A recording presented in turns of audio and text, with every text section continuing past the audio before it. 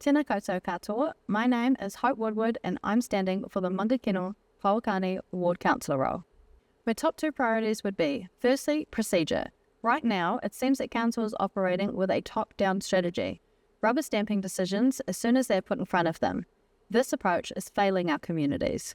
We need councillors who will ask the hard questions, challenge direction, and ensure community voices are used to shape every major decision, not just tick the boxes.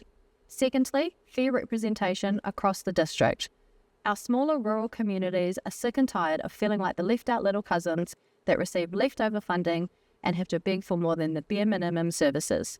Decisions must be made to reflect and benefit the entire district. I believe I'm right for this role because I'm fiercely passionate and driven. I refuse to sit here and watch my children's future be compromised. Families are struggling. People are concerned they're no longer going to be able to afford their homes. I'm dedicated to bringing sustainable solutions that end these worries and fears and brings our community stability, security, and hope for a better future. I think our biggest challenge right now is the cost of living tied to rising rates.